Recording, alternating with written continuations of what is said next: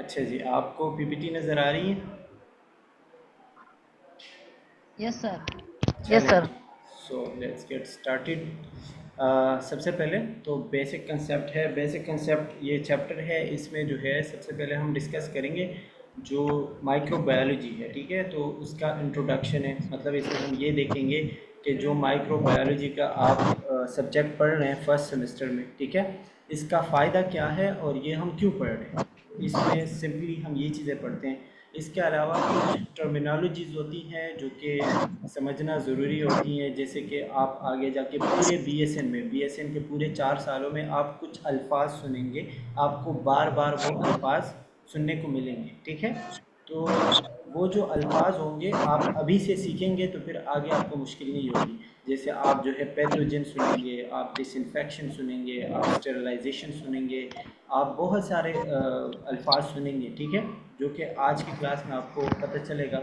इसके अलावा इसमें कुछ कंसेप्ट्स है, कुछ चीज़ें हैं, कुछ बेसिक्स हैं जो कि माइक्रोबायोलॉजी के हवाले से आपको पता होनी चाहिए। तो ये सब कुछ हम इसमें डिस्कस करेंगे और आई होप कि आपको चीज़ें समझ आएगी। सो लेट्स गेट स्टार्टेड।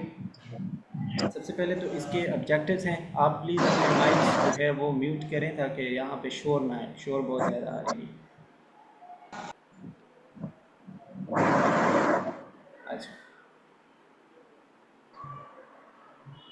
चलें, इसके ऑब्जेक्टिव्स हैं। ऑब्जेक्टिव्स जो है सबसे पहले ऑब्जेक्टिव में आपको ये बताया जाता है कि इसमें हम क्या पढ़ेंगे। खैर उस पर तो नहीं जा रहे। इंट्रोडक्शन टू माइक्रोबायोलॉजी है। इंट्रोडक्शन का मतलब हम बचपन से पढ़ते हुए आ रहे हैं, बचपन से हमें स्कूल से ही बताया जाता है कि इंट्रोडक्शन का मतलब होता है तारुफ, और लोग जो है सबसे पहले अपना इंट्रोडक्शन कराते हैं, ठीक है। तो इसमें हम माइक्रोबायोलॉजी के इंट्रोडक्शन पढ़ रहे हैं, मतलब जो सब्जेक्ट हम स्टार्ट करने जा रहे हैं। तो जो भी चीज़ आप पढ़ने जा रहे हो सबसे पहले तो आपको उसके बारे में पता हो कि ये चीज़ है क्या। जैसे आप कोई अदर सब्जेक्ट पढ़ते हो लाइक बायोलॉजी, केमिस्ट्री, फिज़िक्स, जो भी पढ़ते हो, तो आपको सबसे पहले उसकी डेफिनेशन बताई जाती है, ठीक है। तो माइक्रोबायोलॉजी आपको पता है कि ये बायोलॉजी की एक ब्रांच है। जिस तरह हम बायोलॉजी स्टार्ट करते हैं तो हम 3 ब्रांचेस पढ़ते हैं, जोलॉजी और इसके अलावा बॉटनी और माइक्रोबायोलॉजी या फिर माइक्रो ऑर्गेनिजम्स, ठीक है। तो माइक्रोबायोलॉजी एक साइंस की ब्रांच है या बायोलॉजी की एक ब्रांच है जिसमें स्पेशली हम माइक्रो ऑर्गेनिजम्स देखते हैं। अब माइक्रो ऑर्गेनिज्म क्या चीज़ है? माइक्रो ऑर्गेनिज्म हर उस चीज़ को कहते हैं, हर उस ऑर्गेनिज्म को कहते हैं जो कि बहुत ज़्यादा छोटा होता है और उसको हम अपने आई से नहीं देख सकते, ठीक है। ये क्या होता है, मतलब ये जो है वो ऑर्गेनिजम्स, यार प्लीज़ इस चीज़ में ना आप डिस्टर्ब नहीं करें मुझे, ये क्या कर रहे हैं आप। तो माइक्रो ऑर्गेनिज्म जो है हर उस स्टडी को कहते हैं, हर उस ऑर्गेनिज्म के स्टडी को कहते हैं जिसमें आपको वो चीज़ें देखनी पड़ रही है जो कि आप आम आंखों से नहीं देख सकते। जिसमें जैसे इसमें लिखा हुआ है ना, इनविजिबल टू नेकेड आई, मतलब आप आंखों से नहीं देख सकते, उसको देखने के लिए आपने माइक्रोस्कोप वगैरह यूज़ करना होगा। तो जब हम बायोलॉजी की ये ब्रांच पढ़ते हैं, इस ब्रांच को हम माइक्रोबायोलॉजी कहते हैं। माइक्रो का मतलब होता है छोटा, वेरी स्मॉल थिंग्स, ठीक है। बायोलॉजी तो आपको पता है द स्टडी ऑफ लाइफ है। तो इसमें हम ये मकसद लेंगे, ये मीनिंग इसे ले सकते हैं कि बायोलॉजी की वो ब्रांच जिसमें हम छोटे छोटे ऑर्गेनिजम्स जो कि नॉर्मली हम आंखों से नहीं देख सकते वो पढ़ते हैं, इसको हम क्या कहते हैं, माइक्रोबायोलॉजी कहते हैं, ठीक है। अच्छा, इसमें मुख्तलिफ़ किस्म के हमारे पास चीज़ें आती हैं लाइक बैक्टीरिया, ठीक है, प्रोटोजोआ, फंजाई, वायरस, हेलमिन्थ्स, ये सब कुछ जो है ये माइक्रो ऑर्गेनिज्म है। लाइक बैक्टीरिया जो है मोस्ट कॉमन है, सबको पता है कि बैक्टीरिया क्या चीज़ है, ये माइक्रो ऑर्गेनिज्म है। प्रोटोजोआ भी माइक्रो ऑर्गेनिज्म है, ये अलग अलग नाम है, जैसे बैक्टीरिया, वायरस, फंजाई, ये सब कुछ इसमें आते हैं, ठीक है। हेलमिन्थ्स, सर हेलमिन्थ्स भी माइक्रो ऑर्गेनिज्म है। यस, बताएं। Sir, parasite are including in microorganism or not? या वेरी श्योर, बिल्कुल आपके जो पैरासाइट्स होते हैं वो भी माइक्रो ऑर्गेनिज्म में आते हैं, क्योंकि पैरासाइट जो है वो आपने नहीं देखा होगा ऐसे कि पैरासाइट आपको सामने नज़र आ रहा है, ठीक है। आपको जब यस भी वो यस, मिलेगा, थैंक यू सर। आपको कहीं टेस्ट में लिखा हुआ नज़र आएगा या आप कहीं बुक में पढ़ेंगे कि parasite is a micro organism जो कि आपके बॉडी में जाता है, ठीक है, और आपके बॉडी से फूड लेता है और आपको बीमार करता है, उस चीज़ को हम पैरासाइट कहते हैं। अच्छा, इसमें हेलमिन्थ्स है। हेलमिन्थ्स हम नॉर्मली कहते हैं जो कीड़े वगैरह होते हैं, ठीक है। तो ये भी उसमें आते हैं, मतलब माइक्रो ऑर्गेनिज़म है, लेकिन जो नॉर्मली हमें नज़र आते हैं वो उनकी अलग क्लासेस होती हैं। फिर इसमें छोटे छोटे से होते हैं जो हम नहीं देख सकते, ठीक है, बॉडी के अंदर भी कभी कभी प्रोड्यूस होती हैं। अच्छा, इसके अलावा जो एंट्यून वेन लीवन हुक है, ये एक साइंटिस्ट का नाम है जिसने माइक्रोबायोलॉजी में बहुत ज़्यादा काम किया है और उसने बहुत ज़्यादा थ्योरीज पेश की है, ठीक है। और लुइस पास्चर जो है ये भी एक साइंटिस्ट का नाम है जिसने माइक्रोबायोलॉजी में अपनी थ्योरीज और लॉ पेश किए हैं, जो कि इसमें बहुत ज़्यादा काम इन लोगों ने किया हुआ है। तो ये दो नाम आपको कम से come all over the scientist जितने भी है वो आपको इन दो ने बहुत ज़्यादा काम किया हुआ है, तो इन दो के नाम आपको याद होने चाहिए, ठीक है। अब आते हैं हमारे मेन टॉपिक पे। माइक्रोबायोलॉजी का तो हमें पता चल गया। अब हम ये देखते हैं कि इस चीज़ को पढ़ने का मकसद क्या है, माइक्रोबायोलॉजी हम क्यों पढ़ते हैं, या जो हम पढ़ते हैं तो इसका हमें क्या फ़ायदा होगा, इससे हम क्या फ़ायदा ले सकते हैं, ठीक है। तो ये लिखा हुआ है कि to learn about microorganism, कि हमें माइक्रो ऑर्गेनिज्म के बारे में पता चले। फॉर एग्ज़ाम्पल बैक्टीरिया है, तो बैक्टीरिया के बारे में हमें कैसे पता है, क्योंकि हमने उसको पढ़ा है, हमने नहीं बल्कि साइंटिस्ट ने उनको पढ़ा है, उन्होंने हमें बताया, तो हमें पता है कि माइक्रो ऑर्गेनिज्म बैक्टीरिया जो है वो क्या चीज़ है, किस तरीके से काम करता है, क्या उसका फ़ायदा है, क्या उसका नुकसान है। तो ये पढ़ना जो है हमारे लिए फ़ायदा ये देता है कि हमें उस चीज़ के बारे में पता चल जाता है, ठीक है। उसके बाद देयर डिजीज़, उस माइक्रो ऑर्गेनिज्म की वजह से जो बीमारी होती है, बैक्टीरिया आपने पढ़ लिया, अब बैक्टीरिया आपके बॉडी में क्या क्या बीमारियां पैदा कर सकती है। जैसे कि बैक्टीरिया की वजह से एक बहुत ही मशहूर बीमारी हमारी बॉडी में होती है जिसको हम कहते हैं टीबी, ट्यूबरक्लोसिस, ठीक है। तो अगर हमें बैक्टीरिया के बारे में नहीं पता होगा तो हमें टीबी के बारे में भी नहीं पता होगा, या टीबी की बीमारी अगर किसी को हो तो हमें ये नहीं पता चलेगा कि इसको हम ट्रीट कैसे करेंगे, इस बीमारी को हमने मैनेज कैसे करना है, या किस वजह से ये बीमारी हुई है। तो इस तरह के मरीज़ों को फिर हम हैंडल नहीं कर पाएंगे, ठीक है। तो इसीलिए ये चीज़ बहुत ज़्यादा ज़रूरी होती है। इसके अलावा फिर उस चीज़ का ट्रीटमेंट, जैसे बैक्टीरिया का पता चला, फिर उसकी बीमारी का भी पता चला कि ये बीमारी कॉज कर सकती है, ठीक है। अब उसको हमने ट्रीट कैसे करना है, तो अगर हमें माइक्रो ऑर्गेनिज्म का नहीं पता होगा तो हम उस चीज़ का इलाज भी नहीं कर सकते। जैसे हमें पता होगा कि अगर कोई माइक्रो ऑर्गेनिज्म है, अगर आप उसको कोई एक ऐसा एनवायरनमेंट देते हो जिसमें वो ग्रो नहीं कर सकता, उसका जो तादाद है वो नहीं बढ़ सकती, ठीक है, तो हम उसको ऐसे मेडिसिन देंगे जो उसके ग्रोथ को या उसके तादाद को कम कर सके, ठीक है। तो इसीलिए हम इस चीज़ को पढ़ते हैं। इसके अलावा प्रिवेंशन मेजर्स, प्रिवेंशन मेजर मतलब ये कि उसको रोकना कैसे है, प्रिवेंशन अपनी कैसे करनी है, एहतियात कैसे करनी है इन चीज़ों से। तो माइक्रोबायोलॉजी पढ़ने का मकसद ये होता है, ठीक है। ये लिखा हुआ है nurses knows about patient susceptible to infection. Patient जो ससेप्टेबल होते हैं, ससेप्टेबल का मतलब होता है जो बंदा जिसको बीमारी बहुत ज़्यादा आसानी के साथ लग सकती हो, जो कि ऑलरेडी बीमार है, जिसका इम्यून सिस्टम ऑलरेडी बहुत ज़्यादा वीक है, ठीक है, उस बंदे को हम क्या कहते हैं, susceptible. Susceptible is any person जिसको आसानी के साथ बीमारी लग सकती है, ठीक है, जो कि बहुत ज़्यादा कमज़ोर है। तो ये आपको बताया जाता है कि हर वो लोग जो कि ससेप्टेबल होते हैं इन्फेक्शन के लिए, जिनको इन्फेक्शंस बीमारियां बहुत आसानी के साथ लग सकती हैं, जैसे कि बच्चे होते हैं, तो बच्चों की बॉडी इतनी डेवलप नहीं हो चुकी होती, ठीक है, वो इतने स्ट्रॉन्ग नहीं होते, तो उनको आसानी से बीमारी लग सकती है। या जो ओल्ड पीपल होते हैं, जो बूढ़े लोग होते हैं, ठीक है, ज़्यादा एज के, उनको भी बीमारी जो है बहुत ज़्यादा आसानी के साथ लग सकती है, क्योंकि वो उन्होंने उम्र गुजार ली होती है और फिर उनको आसानी से लग सकती है, ठीक है। या इम्यून कंप्रोमाइज्ड, इम्यून कंप्रोमाइज का मतलब होता है जिसका इम्यून सिस्टम दबा हुआ हो, इनएक्टिव हो, ठीक है, किसी वजह से वो बहुत ज़्यादा बीमारियों का शिकार हो, बहुत ज़्यादा मसले हो उसको, तो फिर ऐसे लोगों को बीमारियां या फिर इन्फेक्शंस बहुत ज़्यादा होते हैं, और ऐसे लोगों को हम क्या कहते हैं, ससेप्टेबल। अक्सर पूछा जाता है व्हाट इज़ ससेप्टेबल। ससेप्टेबल वो लोग होते हैं जिनको बीमारियां आसानी के साथ लग सकती हो, जो कि बहुत ज़्यादा वीक हो, जिनका इम्यून सिस्टम बहुत ज़्यादा वीक हो, ठीक है। अच्छा, नेक्स्ट लिखा हुआ है importance of hand washing in clinical areas. इसमें ये भी आपको पता चलेगा कि आप जब कभी हॉस्पिटल जाओगे, कभी आप क्लिनिकल पे जाओगे, तो आपने अपने आप के सफाई का कैसे ख्याल रखना है, आपने हाथ धोने हैं। आपको कैसे पता चलेगा कि अगर आप किसी मरीज़ के पास गए और उससे आप वापस आएँ, तो आपको ये तो नहीं पता चलता कि इसको बीमारी है तो वो मुझे लगी या नहीं लगी। तो आपने अपनी एहतियात तो करनी है ना, आप जाके अपना हाथ धोगे, अपनी सफाई का ख्याल रखोगे। अगर आप माइक्रोबायोलॉजी पढ़ेंगे तो आपको ये सारी चीज़ें आएंगी, ठीक है। इसके अलावा क्लीनिंग, मेडिकल इक्विपमेंट, जो भी आप चीज़ें यूज़ करते हैं ड्यूरिंग मेडिकल प्रोसेस, आप किसी की किनोलेशन कर रहे हैं, किसी को बैंडेज कर रहे हैं या स्टिचेस कर रहे हैं, ठीक है, जो भी आप चीज़ कर रहे हैं, ठीक है, और उसको आपने कर दिया, आपने वो प्रोसेस कर दिया, तो फिर आप उसके बाद जो चीज़ें, जो आलात, जो इक्विपमेंट्स आपने यूज़ किए, ठीक है, उसको आपने कैसे क्लीन करना है, ये सारी चीज़ें आपको इस माइक्रोबायोलॉजी में पढ़ाई जाती हैं, आपको पता चलता है। अच्छा, ये लिखा हुआ है कि common infection, urinary track infection और निमोनिया, ये बहुत ज़्यादा कॉमन इन्फेक्शन होते हैं। कॉमन का मतलब ये कि हर किसी को हो सकता है। यूरिनरी, उसको हम कहते हैं यूटीआई, ठीक है। और निमोनिया जो है ये लंग्स का होता है, लंग्स का इन्फेक्शन है। हमारा जो सांस का रिस्पायरेटरी सिस्टम है उसमें अगर कोई इन्फेक्शन मसला आ जाए, स्पेशली लंग्स में, उसको हम निमोनिया कहते हैं, ठीक है। अच्छा, अब आते हैं कुछ इंपॉर्टेंट टर्मिनोलॉजीज़ पे जो कि बहुत ज़्यादा इंपॉर्टेंट है और ये अक्सर पेपर में पूछी जाती है। जैसे कि इन्फेक्शन है, तो इन्फेक्शन का मतलब क्या है, या इन्फेक्शन किसको कहते हैं, ठीक है। या फिर इन्फेक्शन और इन्फ्लेमेशन, ये दोनों अल्फाज आपने सुने होंगे, इन दोनों में फ़र्क क्या है, ठीक है।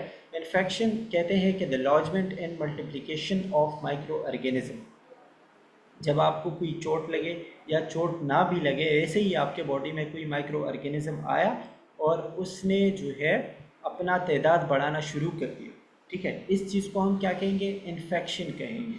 सिंपली आपने एक वर्ड याद रखना है, multiplication of micro organism into human body tissue, ठीक है। इंसान के बॉडी के टिश्यूज़ में अगर माइक्रो ऑर्गेनिज्म आ जाए, कोई बैक्टीरिया, वायरस, जो भी है, ठीक है, जो भी चीज़ आती है और अगर वो ग्रो करने लगता है, वहाँ पे डिवाइड होने लगता है और आपके इम्यून सिस्टम के वो जो मतलब उसके जो हद है, ठीक है, या उसकी जितनी ताकत है वो उससे आगे चला जाए, वो उसको कंट्रोल ना कर पाए और आप बीमार पड़ जाए, इस चीज़ को हम क्या कहेंगे, इसको हम कहेंगे इन्फेक्शन, ठीक है।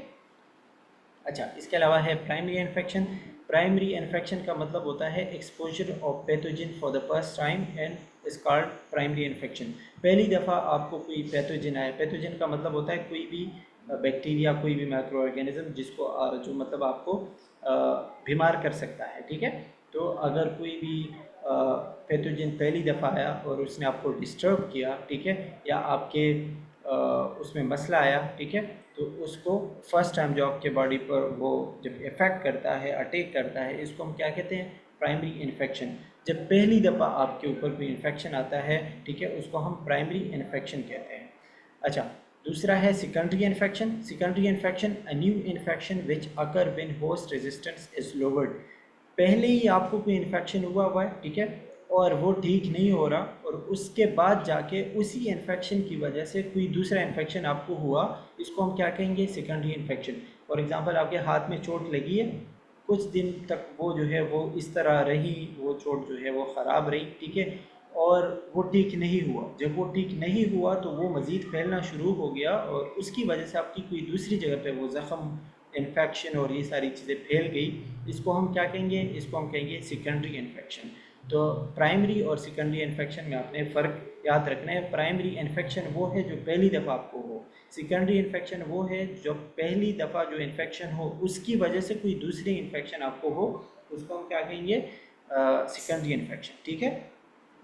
अच्छा, इसके अलावा है hospital acquired nosocomial infection. Hospital acquired या हॉस्पिटल एक्वायर्ड की जगह अगर वर्ड आया नोजोकोमियल, नोजोकोमियल का मतलब होता है हर वो इन्फेक्शन या हर वो बीमारी जो कि आपको हॉस्पिटल से लगे, ठीक है। आप किसी मरीज़ के साथ हॉस्पिटल गए और आप बिल्कुल सही है, लेकिन वापस आते हुए आपको नज़ला ज़ुकाम हुआ, आपको कोई बीमारी हो गई, क्योंकि हॉस्पिटल तो बीमार लोगों की जगह है, ठीक है। वहाँ पे आपको कोई भी बैक्टीरिया, कोई भी माइक्रो ऑर्गेनिज्म अटैक कर सकता है और उस चीज़ की वजह से जब आप बीमार पड़ जाते हैं, वो आपको किसी पेशेंट से भी मिल सकता है, किसी डॉक्टर, किसी नर्स या किसी दूसरे बंदे से भी मिल सकता है, क्योंकि सारे एक ही एनवायरनमेंट में रहते हैं, ठीक है। तो क्या होता है कि अगर आपको हॉस्पिटल में या हॉस्पिटल से कोई इन्फेक्शन, कोई बीमारी हो जाए, और ऐसा होता है, ठीक है, इस तरह के इन्फेक्शंस को हम क्या कहेंगे, नोजोकोमियल इन्फेक्शन, ठीक है, या फिर हॉस्पिटल एक्वायर्ड भी कहते हैं, लेकिन अक्सर एमसीक्यूज आते हैं तो वो लिखा जाता है कि hospital acquired infection is also known is, इसको ये नाम भी कहते हैं। तो कौन सा नाम कहते हैं? नोज़ोकोमियल इन्फेक्शन भी कहते हैं, ठीक है। अच्छा, इसके अलावा है फोकल इन्फेक्शन। फोकल इन्फेक्शन वो जो किसी ख़ास जगह पे हो, किसी लोकलाइज साइड पे हो, जैसे मेरे हाथ पे चोट लगी, ये फोकल इन्फेक्शन कहलाएगा। अच्छा, next one is iatrogenic infection. Iatrogenic infection क्या होगा?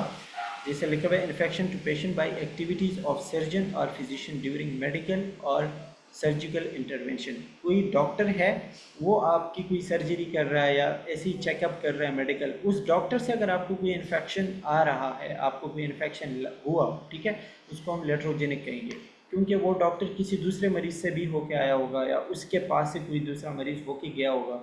अब वो उसके आसपास जो है वही माइक्रो ऑर्गेनिज्म मौजूद होंगे, तो वो आपको भी लग सकते हैं। इसको हम लेट्रोजेनिक इन्फेक्शन कहते हैं। ये जो टर्मिनोलॉजीज है ना, जो वर्ड्स है, ये आपने याद रखने हैं। Cross infection. क्रॉस इन्फेक्शन क्या होता है कि किसी एक बंदे से दूसरे बंदे को लगे। एक इन्फेक्टेड पर्सन है, एक बंदे को ऑलरेडी इन्फेक्शन है, उससे किसी दूसरे बंदे को इन्फेक्शन हुआ, इसको हम क्रॉस इन्फेक्शन कहते हैं।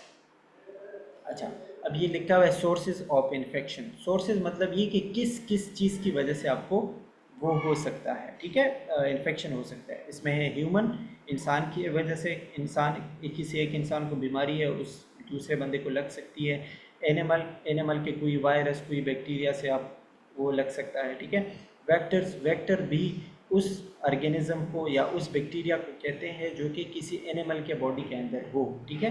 किसी, जैसे फॉर एग्जांपल डॉग्स होते हैं, डॉग्स ने किसी को काट लिया, ठीक है, तो वो जो बैक्टीरिया या फिर जो वायरस होते हैं, रेबीज़ उसको हम कहते हैं, तो रेबीज़ जाके उस बंदे के बॉडी में चले जाते हैं, जिससे वो बीमार पड़ता है। इस चीज़ को हम कहते हैं वेक्टर, ठीक है। जो वो ऑर्गेनिज्म जो कि एक एनिमल के बॉडी में हो और उससे आपको ख़तरा हो, आप बीमार पड़ सकते हो, उसको हम वेक्टर कहते हैं। इंसेक्ट्स, आपको पता है हशरात, हशरात से जैसे मच्छर से जो है वो मलेरिया होता है, डेंगू होता है, ठीक है। ये जो है इंसेक्ट से भी बीमारियां होती हैं। फूड, गंदा खाना खा लिया, कोई गंदा पानी पी लिया, कोई मिट्टी जो है जो ख़राब है, ठीक है, तो उससे भी इन्फेक्शन हो सकते हैं। ये सारे जो है वो ज़रिए हैं, मतलब इसकी वजह से आपको इन्फेक्शन होते हैं। अच्छा, इसके अलावा मोड्स ऑफ ट्रांसमिशन, मतलब ज़रियों के बाद हम आते हैं कि ये एक बंदे से दूसरे बंदे को ये बीमारियां किस तरीके से ट्रांसफ़र होती है, एक बंदे से दूसरे बंदे को बीमारी किस तरीके से लगती है। तो एक है डायरेक्ट कंटैक्ट, मतलब मैंने हाथ मिलाया या जो है मैंने उसको गले लगाया, ठीक है, तो मेरे वो ऑर्गेनिज्म उसके बॉडी में चले जाएंगे, मसला हो सकता है। रिस्पायरेटरी ट्रांसमिशन, कोई बंदा मेरे पास बैठा हुआ है, मैं अचानक चीख रहा हूँ, ठीक है, तो मेरे मुंह से, नाक से जो ड्रॉपलेट्स, जो पानी के कतरे निकल रहे होते हैं, वो भी इन्वायरमेंट में जा रहे होते हैं, तो वो भी उस बंदे के सांस में अंदर जा सकते हैं, उसको मसला हो सकता है। वेक्टर बोर्न, किसी कुत्ते ने काट लिया, कोई ऑर्गेनिज्म, कोई जानवर ने आपको काट लिया, उसकी वजह से जो होगा वो वेक्टर बोर्न होगा, ठीक है। Blood in body fluid, blood, अगर आपने किसी बंदे को ब्लड दिया और आप बीमार हो, ठीक है, तो उस बंदे को भी वो बीमारी हो सकती है। बीमार बंदे से, जो कि एक ऐसी बीमारी जो कि एक बंदे से दूसरे को लग सकती है, उसे ब्लड नहीं लेना चाहिए, ठीक है।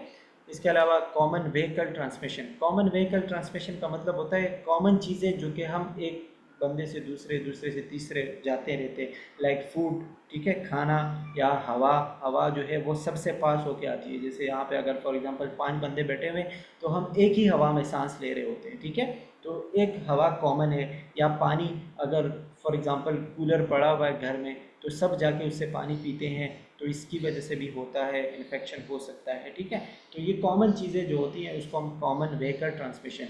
और इनअक्यूलेशन, इनअक्यूलेशन होते हैं कभी कभी इम्यूनिटी को जगाने के लिए करते हैं, मतलब जब हम बॉडी के अंदर कोई माइक्रो ऑर्गेनिज्म एंटर करते हैं ऐसे ही, ठीक है, ताकि बॉडी उसके ख़िलाफ़ एंटीबॉडीज़ बनाए। ये आप इम्यूनिटी में पढ़ेंगे, इनअक्यूलेशन आपको वैक्सीन में वो पता चलेगा, ठीक है। सिंपल आप इतना याद रखें कि जब हम बॉडी के अंदर कोई वैक्सीन एंटर करते हैं या फिर कोई माइक्रो ऑर्गेनिज्म एंटर करते हैं और उसकी वजह से बॉडी इन्फेक्ट होती है, फिर वो एंटीबॉडीज़ वगैरह बनती है, वो बात की बात है, ठीक है, तो उसको हम इनअक्यूलेशन कहते हैं। अच्छा, इसके अलावा है अपॉर्चुनिस्टिक इन्फेक्शन। अपॉर्चुनिस्टिक इन्फेक्शन का मतलब होता है कि infection that occur more often or more severe in people with weakened immune system. आपके बॉडी में कोई माइक्रो ऑर्गेनिज्म है, आया हुआ है पहले से, ठीक है, लेकिन आपको अभी वो नुकसान नहीं दे रहा। जब भी उसको मौका मिलेगा ना, जब आपका इम्यून सिस्टम थोड़ा सा वीक होगा या आप थोड़े से ऐसे होंगे कि हेल्थ से थोड़े से डिस्टर्ब होंगे, ठीक है, तो वो मौका ढूंढता है। जब उसको मौका मिलेगा ना, वो आपके ऊपर अटैक करेगा और आप मज़ीद बीमार हो जाएंगे। इसीलिए इसको कहते हैं अपॉर्चुनिस्टिक इन्फेक्शन। अपॉर्चुनिटी का मतलब क्या होता है? किसी को मौका देना, सहूलत देना, ठीक है। तो जब उसको मौका मिलेगा तो ही आप जो है वो बीमार पड़ेंगे, ठीक है। लेकिन वो आपके बॉडी में पहले से मौजूद है। जब आपका इम्यून सिस्टम मजबूत है, आपको कोई मसला नहीं है, तो आप बीमार नहीं पड़ेंगे। लेकिन जैसे ही थोड़ा सा इधर उधर हुआ, वही बैक्टीरिया आपके ऊपर अटैक करेगा, आप बीमार पड़ जाएंगे। इसको हम क्या कहते हैं? Opportunistic infection. अपॉर्चुनिस्टिक इन्फेक्शन का वर्ड आपने याद रखना है। अच्छा, इसके अलावा है एक्यूट इन्फेक्शन। एक्यूट का मतलब होता है अचानक। आपको अचानक कोई इन्फेक्शन हो जाए, आपका एक्सीडेंट हो गया, आप गिर गए, आपको स्किन पे कोई चोट लगी, ये एक्यूट इन्फेक्शन है, जो कि थोड़े टाइम के लिए होता है, 2-3 दिन बाद के बाद आप सही हो जाते हो। Chronic infection. क्रॉनिक इन्फेक्शन वो होता है जो कि बहुत टाइम तक रहता है। जैसे कि फॉर एग्ज़ाम्पल किसी को नज़ला हुआ, ठीक है, तो नज़ले का जो है तकरीबन 7-8 दिन में सही हो जाता है। लेकिन अगर ये चीज़ सही नहीं हुई और ये आगे जाके आपके रिस्पायरेटरी सेंटर में या आपके रिस्पायरेटरी ट्रैक में आपके ब्रोंकाई भी ख़राब हो गए, वहाँ पे इन्फ्लेमेशन हो गया, फिर आपके लंग्स में इन्फ्लेमेशन हो गया, अब ये बहुत टाइम तक रहेगा, ठीक है, बहुत टाइम तक रहेगा और आपको जो है बहुत ज़्यादा मसला होगा, आप मतलब बीमार होंगे। तो इस किस्म की कंडीशन को हम कहेंगे क्रॉनिक इन्फेक्शन। क्रॉनिक और एक्यूट में फ़र्क ये होता है कि एक्यूट थोड़े टाइम के लिए होता है, बहुत कम टाइम के लिए, 1-2 दिन बाद सही हो जाता है। क्रॉनिक वो होता है जो कि बहुत ज़्यादा टाइम तक हो, 1 महीना, 2 महीने, 3 महीने, कभी तो सालों तक रहते हैं, जैसे कि डायबिटीज़ की बीमारी होती है या फिर किसी को कैंसर है, ठीक है, वो क्रॉनिक इन्फेक्शंस कहलाते हैं, क्रॉनिक बीमारियाँ होती है। अच्छा, इसके अलावा ये जो चीज़ें, इंक्यूबेशन पीरियड। इंक्यूबेशन पीरियड का मतलब होता है the time period between the actual infection in first appearance.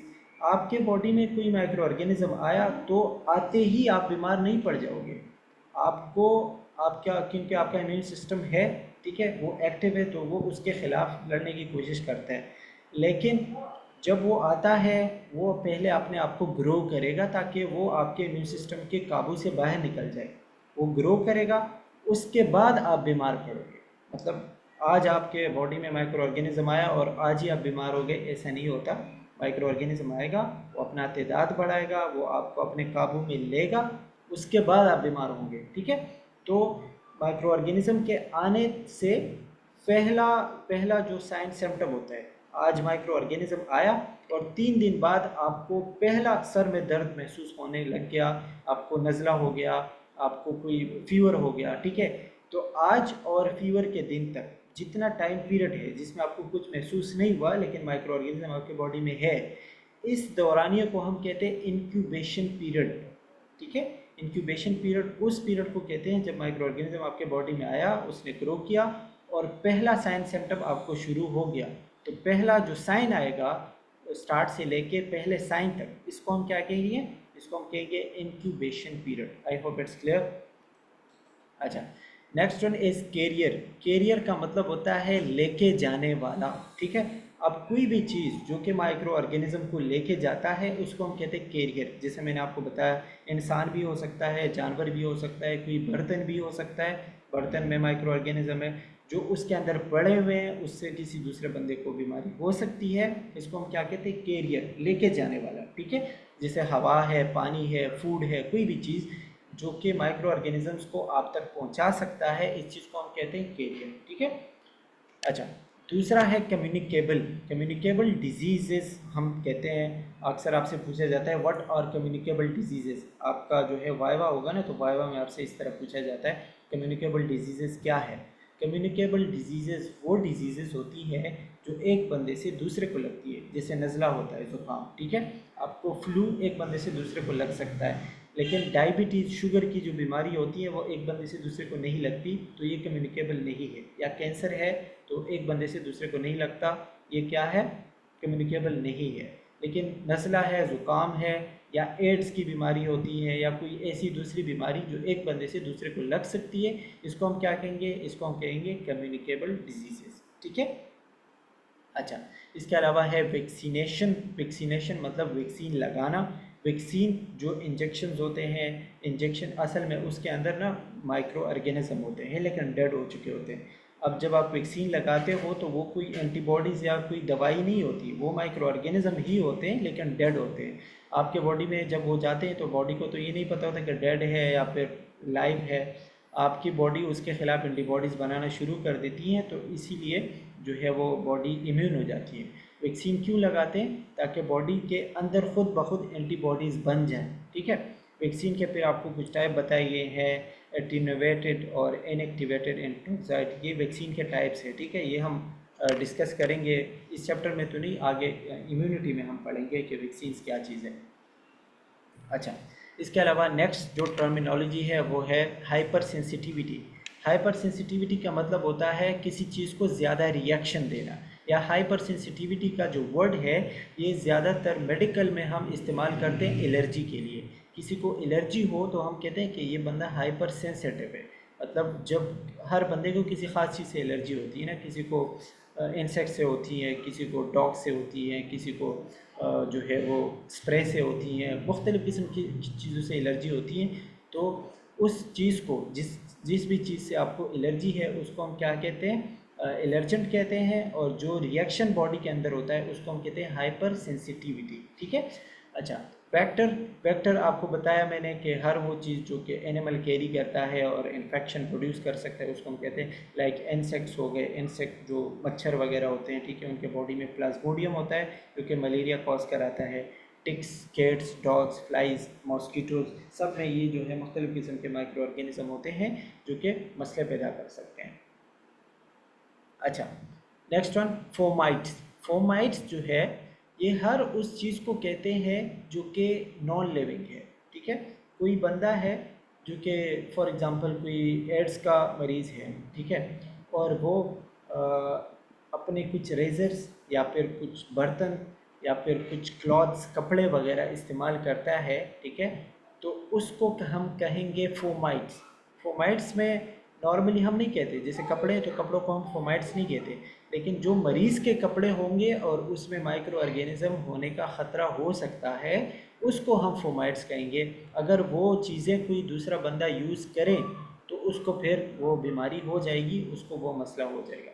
इसमें बर्तन आते हैं, कपड़े आते हैं, यूटेंसिल्स जो लिखा हुआ है, ठीक है, और इसके अलावा रेज़र्स वगैरह जो शेविंग के लिए यूज़ करते हैं, या फिर टूथब्रश या इस तरह की जो भी चीज़ें, ठीक है, जो कि वो मरीज़ यूज़ करता है। लेकिन इनएनिमेट का मतलब होता है कि, अच्छा, इनएनिमेट का मतलब होता है कि हर वो चीज़ जो कि नॉन लिविंग थिंग हो। ठीक है, नॉन लिविंग थिंग को हम क्या कहते हैं? इनएनिमेट। ठीक है, तो इस तरह की चीज़ें हम उसमें काउंट करते हैं। अच्छा, जूनोसिस। जूनोसिस जो है is an infection or disease of animal that can be transmitted to human is rabies. कोई भी बीमारी जो कि नॉर्मली एनिमल्स में पाई जाती है, ठीक है। रेबीज़ जो है ये कुत्तों की बीमारी है, लेकिन अगर ये बीमारी एक इंसान को लग जाए उसको हम जूनोसिस कहते हैं। मतलब वो बीमारियां जो किसी एनिमल से जो है इंसान को लग जाए उसको हम जूनोसिस कहेंगे। ठीक है। अच्छा, ये आपको नेक्स्ट बताए बैक्टीरियोसाइड। बैक्टीरियोसाइड वो चीज़ होती है जो बैक्टीरिया को किल करती है। ठीक है। सेप्सिस और एसेप्सिस, ए का वर्ड जहाँ भी आता है उसका मतलब होता है नो। ठीक है, तो सेप्सिस का मतलब है किसी जगह पे बहुत ज़्यादा जरासीम है या कोई बैक्टीरिया है, माइक्रो ऑर्गेनिज्म बहुत ज़्यादा जमा हुए हुए, इस चीज़ को हम कहेंगे सेप्सिस। जैसे कोई गंदी चीज़ है ना, इसको हम कहेंगे कि ये सेप्सिस है। सेप्सिस मतलब उस पर बहुत ज़्यादा जरासीम है। एसेप्सिस हो गया मतलब अब उस पर नहीं है, अब वो साफ़ है। फॉर एग्ज़ाम्पल, ये मेरे पास मोबाइल है, ठीक है, इसके स्क्रीन पे बहुत ज़्यादा गंदगी है तो मैं कह सकता हूँ इसको कि ये सेप्सिस है। इसको मैं साफ़ करता हूँ और दोबारा मैं इसको देखता हूँ, अब मैं इसको चेक करूँगा तो ये साफ़ होगा, अब ये एसेप्टिक है। ठीक है, एसेप्सिस मीन कि अब ये साफ़ है। ठीक है। दूसरा है बैक्टीरीमिया। बैक्टीरीमिया मीन्स हर वो चीज़ जो बैक्टीरिया की ग्रोथ को रोक सके। एक होता है बैक्टीरिया को मारने वाली चीज़ें, एक होता है बैक्टीरिया की ग्रोथ को रोकने वाली चीज़ें, ठीक है। तो ये कुछ मेडिसिन वगैरह होती हैं जैसे एंटीबायोटिक्स। एसिम्प्टोमेटिक बैक्टीरियूरिया, एसिम्प्टोमेटिक का मतलब होता है जिसके कोई साइन सिम्टम ना हो। कुछ ऐसी बीमारियां होती हैं जो आपके बॉडी में होती हैं लेकिन आपको साइन सिम्टम फील नहीं होती, ठीक है। वो जब बहुत ज़्यादा ख़तरनाक और सीवियर कंडीशन पे चली जाती हैं तो फिर आपको पता चल जाता है कि हाँ बीमारी है, ठीक है। बैक्टीरियूरिया जो है, यूरिया का मतलब होता है यूरिन। जब आपके यूरिन में या आपके जो यूरिनरी ट्रैक होता है, ठीक है, पेशाब की नाली, उसमें इन्फेक्शन हो, बैक्टीरिया हो, उसको हम बैक्टीरियूरिया कहेंगे। इन्फ्लेमेशन, इन्फ्लेमेशन को समझना है, इसमें लिखा हुआ है response of the body to injury. अब इन्फेक्शन और इन्फ्लेमेशन में अक्सर लोग कंफ्यूज हो जाते हैं कि इन्फेक्शन जो है, मैंने आपको बताया कि जब आपके बॉडी के अंदर जो है वो माइक्रो ऑर्गेनिज्म ग्रो करने लगते हैं, इसको हम कहते हैं इन्फेक्शन, ठीक है। लेकिन उसके बाद बॉडी क्या करती है उस चीज़ को रोकने के लिए, उसको हम कहते हैं इन्फ्लेमेशन। जैसे आपको इन्फेक्शन हो गई तो इन्फेक्शन एक ख़तरनाक चीज़ है, लेकिन आपको इन्फ्लेमेशन हुआ तो इन्फ्लेमेशन बॉडी का डिफेंसिव प्रोसेस है, मतलब इम्यूनिटी है। कैसे? जैसे कि आपको चोट लगी तो 1-2 दिन बाद आपकी वो जगह स्वेल हो जाएगी, ठीक है, वहाँ पे रेडनेस हो जाएगी, रेड कलर की आपको नज़र आएगी, वो जगह गर्म आपको नज़र आएगी, वहाँ पे दर्द होगा, ठीक है, उस जगह से आप कोई काम नहीं कर पाओगे। ये होते हैं इन्फ्लेमेशन के साइन सिम्टम। इन्फ्लेमेशन इसलिए होता है क्योंकि बॉडी चाहती है कि ये इन्फेक्शन ख़त्म हो, ये बॉडी का एक डिफेंसिव प्रोसेस है, ठीक है। इसमें आपको ये साइन सिम्टम बताए गए हैं, स्वेलिंग होगी, हीट होगी, रेडनेस होगी, ठीक है, और आपको पेन होगा। तो ये 4-5 चीज़ें अगर आपको किसी जगह पे महसूस हो रही है तो मतलब ये इन्फ्लेमेशन हुआ है वहाँ पे, ठीक है। और ये होता है इन्फेक्शन के जवाब में, खुद से कभी इन्फ्लेमेशन नहीं होता। जब आपको इन्फेक्शन होगा उसके बाद आपको इन्फ्लेमेशन होगा, और इन्फ्लेमेशन बॉडी का एक डिफेंसिव प्रोसेस है। अच्छा, पैथोजन आपको बता दिया, कोई भी गंदी चीज़, कोई भी बैक्टीरिया जो कि आपको बीमार कर सकता है उसको हम पैथोजन कहते हैं। पैथोजन में सब आता है, बैक्टीरिया हो सकता है, वायरस हो सकता है, फंजाई हो सकता है, प्रोटोजोवा हो सकता है, कुछ भी, ठीक है। Pathology, pathology is the study of diseases. कि आप एक बीमारी को पढ़ते हो, जैसे हम पढ़ते हैं ना डायबिटीज़ की बीमारी है, शुगर, शुगर की बीमारी कैसे होती है, किस वजह से होती है। अब जब आप इसकी वजह पढ़ेंगे आपको पता चलेगा कि बॉडी में ऐसा क्या होता है कि बंदे को शुगर की बीमारी हो जाती है। इस तरह की स्टडी को हम कहते हैं पैथोलॉजी। अब ये 3rd और 4th सेमेस्टर में पैथोफिजियोलॉजी के सब्जेक्ट्स के नाम से पढ़ेंगे, फिर आपको मज़ीद क्लियर हो जाएगा। अभी बस आप इतना समझो कि पैथोलॉजी क्या है, डिज़ीज़ की स्टडी, डिज़ीज़ कैसे होती हैं, क्यों होती हैं, किस तरह से होती हैं, इसको हम पैथोलॉजी कहते हैं। अच्छा, नेक्स्ट एंटीजन एंटीबॉडी, ये आपको पता होगा, बहुत इजी है। एंटीजन हर वो चीज़ जो आपको बीमार कर सकता है आपके बॉडी में बाहर, जैसे बैक्टीरिया है ना, वो एंटीजन है, बाहर से आता है, आपको बीमार कर सकता है। आपका इम्यून सिस्टम जाग जाता है कि बाहर से कोई चीज़ आई हुई है, आपको ख़राब कर सकता है, इसको हम एंटीजन कहेंगे। एंटीजन के बदले में बॉडी जो चीज़ प्रोड्यूस कर रही होती है ताकि उस चीज़ के साथ फाइट कर सके, उसको मना कर सके, उसको हम क्या कहेंगे, एंटीबॉडी कहेंगे, ठीक है। अच्छा, स्टेरिलाइजेशन, स्टेरिलाइजेशन का मतलब क्या होता है, by which all pathogenic and non pathogenic microbes और and their spores are killed. किसी जगह को आप साफ़ करते हो ना, वहाँ पे आप केमिकल वगैरह डालते हो और उस जगह को बिल्कुल जड़ से साफ़ कर देते हो ताकि किसी का जो बैक्टीरिया वगैरह होता है उसके स्पोर्स भी ना रहे। स्पोर मतलब ये कि उसके अंडे वगैरह होते हैं जिससे मज़ीद भी बैक्टीरिया बढ़ सकते हैं, वो भी ना रहे। मुकम्मल तौर पर आप किसी चीज़ को साफ़ करते हो, इसको हम क्या कहते हैं, इसको हम कहते हैं स्टेरिलाइजेशन। अच्छा, दूसरा है डिसइंफेक्टेंट या डिसइंफेक्शन। डिसइंफेक्शन का मतलब होता है कि आप किसी चीज़ को इनएनिमेट चीज़, जैसे पानी आप किसी चीज़ के ऊपर लगाते हो तो वो साफ़ हो जाता है, ये इनएनिमेट है, मतलब कोई ज़िंदा चीज़ नहीं है, आपने उसके ऊपर पानी लगाया वो साफ़ हो गया। या आप किसी को फॉर एग्ज़ाम्पल इंजेक्शन लगाते हो तो आप पहले उसकी उस जगह को साफ़ करते हो ताकि कोई माइक्रोब वगैरह अंदर ना जाए इंजेक्शन के साथ, ठीक है, इसको हम कहते हैं डिसइंफेक्टेंट। तो स्टेरिलाइजेशन और डिसइंफेक्शन में फ़र्क क्या है, आप किसी चीज़ को ऐसे ही साफ़ कर रहे हो, मतलब बस वो जगह थोड़ी सी साफ़ हो, उसको हम डिसइंफेक्टेंट कहेंगे। स्टेरिलाइजेशन बिल्कुल जड़ से साफ़ करना और बिल्कुल सही से साफ़ करना, जिसमें कोई भी अंडा भी ना रहे, ठीक है, एक भी बैक्टीरिया वहाँ पे ना रहे, इसको हम स्टेरिलाइजेशन कहते हैं। एंटीसेप्टिक, एंटीसेप्टिक का मतलब होता है सेप्सिस का, मैंने आपको बताया वो जगह जो गंदी हो, जो ख़राब हो, उसको हम सेप्सिस कहते हैं। एंटीसेप्टिक मतलब जो गंदगी के ख़िलाफ़ हम चीज़ यूज़ करते हैं, जैसे केमिकल है, जैसे सर्फ होता है ना या साबुन है, सोप, तो वो एंटीसेप्टिक कह सकते हैं आप उसको, क्योंकि आप उसको साफ़ करने के लिए इस्तेमाल करते हो ना। तो एंटीसेप्टिक हर वो चीज़ है जो कि बॉडी से गंदगी को या किसी भी गंदी चीज़ को साफ़ करने के लिए हम इस्तेमाल करते हैं, उसको हम क्या कहते हैं, एंटीसेप्टिक। ठीक है। अच्छा, एसेप्टिक क्या होगा? एसेप्टिक जिस जगह को आपने साफ़ किया वो जगह अब एसेप्टिक है। एसेप्सिस और एसेप्टिक एक ही चीज़ है। एसेप्सिस भी बता दिया है पहले ही, सर ठीक है। सर प्लीज एंटीसेप्टिक एंटीसेप्टिक दोबारा समझाए, शोर का आवाज आया, सही समझ में नहीं आया सर, सॉरी सर। अच्छा, एंटीसेप्टिक का मतलब होता है, जैसे मैंने आपको बताया ना, सेप्सिस। सेप्सिस का मतलब होता है कोई भी गंदी जगह, गंदी चीज़।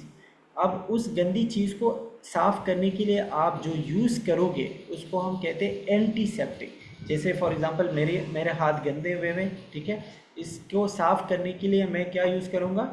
सोप, साबुन। ठीक है, तो साबुन क्या है? एंटीसेप्टिक है। या अगर फॉर एग्ज़ाम्पल आपने कोई हेलो चीज़, सर, सर आपकी आवाज नहीं आ रही है सर। आवाज़ नहीं आ रही? देखो, अब आ रही है, क्लियर है? हेलो। अच्छा, एंटीसेप्टिक किसी भी चीज़ को साफ़ करने के लिए आप जो भी चीज़ यूज़ करते हो, ठीक है, उसको हम एंटीसेप्टिक कहते हैं। ऑटोक्लेव, ऑटोक्लेव पे आते हैं। ऑटोक्लेव एक मशीन होता है, ठीक है, जिसमें हम मतलब चीज़ों को डाल के वो घूमता रहता है, घूमता रहता है, और उसमें बहुत ज़्यादा हीट दिया जाता है। मतलब जब आप किसी चीज़ को जलाते हो तो ये जलाता नहीं है, लेकिन ज़्यादा हीट की वजह से जो है वो चीज़ों को बॉयल करता है, और उससे जो भी जरासीम वगैरह होते हैं वो ख़त्म हो जाते हैं। जैसे हम कहते हैं ना कि पानी को बॉयल करके पीना चाहिए। अब बॉयल करने से क्या होता है कि जो जरासीम वगैरह होते हैं वो ज़्यादा हीट की वजह से ख़त्म हो जाते हैं, मर जाते हैं। इसको हम ऑटोक्लेव मशीन, ऑटोक्लेव जो है मशीन है, ठीक है, कोई प्रोसेस नहीं है, उसमें चीज़ें खुद ब खुद घूम जाती हैं। उसमें जो है टेम्परेचर बहुत ज़्यादा होता है, तो उसकी वजह से चीज़ें खुद ब खुद साफ़ हो जाती है, जो हमने दोबारा यूज़ करनी होती है। स्पेशली ये हॉस्पिटल्स और लेबॉर्ट्रीज़ में ज़्यादा यूज़ होता है, तो इसलिए इसमें काउंट किया गया है। अच्छा, पास्चराइजेशन, पास्चराइजेशन लिखा हुआ है, this is the method of heat treatment. आप किसी चीज़ को हीट देते हो, बहुत ज़्यादा उसको गर्म करते हो। गर्म क्यों करते हो? ताकि उससे जरासीम वगैरह ख़त्म हो जाएं, ठीक है। आप उसको 63 टू 72 डिग्री सेंटीग्रेड पे 30 मिनट के लिए रखते हो, ठीक है। या अगर आपने 63 पे रखना है तो आप 30 मिनट के लिए रखोगे, या फिर आप 72 पे रखोगे तो 15 सेकंड के लिए, ठीक है। इसका मकसद ये होता है कि जो मसला है, जो भी चीज़ है वो ख़त्म हो जाए, ठीक है, जो उसके अंदर जरासीम है वो साफ़ हो जाए उससे और ख़त्म हो जाए। अच्छा, इसके अलावा है फ्यूमिगेशन। फ्यूमिगेशन का मतलब होता है, ये भी वही स्टरलाइजेशन है जो मैंने आपको पहले बता दिया, लेकिन इसमें हम क्या करते हैं, किसी कमरे को साफ़ करते हैं। जैसे कोई मरीज़ है और वो या तो मतलब मर गया है, ठीक है, उसकी डेथ हो गई हॉस्पिटल में, या फिर वैसे ही वो डिस्चार्ज होके घर चला गया। अब वो एक कमरे में था और हम चाहते हैं कि ये कमरा हम साफ़ करें, ठीक है,